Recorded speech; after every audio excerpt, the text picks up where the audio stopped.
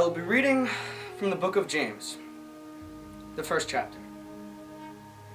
I, James, am a slave of God and the Master Jesus, writing to the 12 tribes scattered to kingdom come. Hello.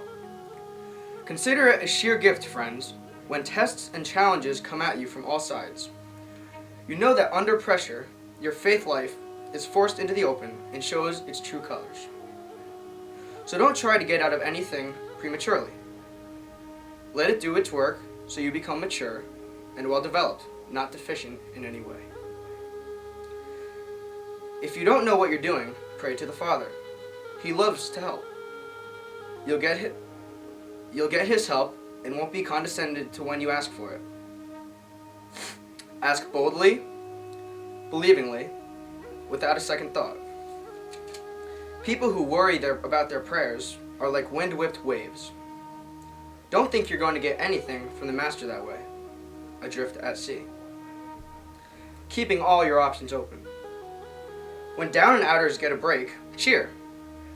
And when the arrogant rich are brought down to size, cheer. Prosperity is as short-lived as a wild flower, so don't ever count on it. You know that as soon as the sun rises, pouring down its scorching heat, the flower withers.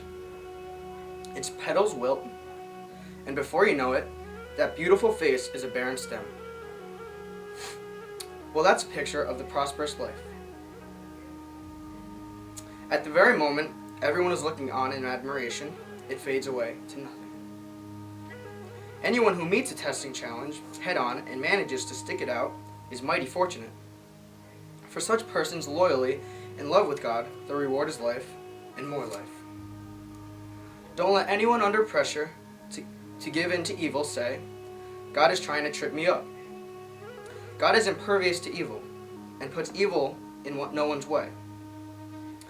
The temptation to give in to evil comes from us and only us. We have no one to blame but the leering, seducing flare-up of our own lust. Lust gets pregnant and has a baby. Sin. Sin grows up to adulthood and becomes a real killer. So my very dear friends, don't get thrown off course. Every desirable and beneficial gift comes from out of heaven. The gifts are rivers of light cascading down from the Father of light. There is nothing deceitful in God, nothing two-faced, nothing fickle. He brought us to life using the true word, showing us off as the crown of all his creatures. Post this at all intersections, dear friends. Lead with your ears, follow up with your tongue, and let angles struggle along in the rear.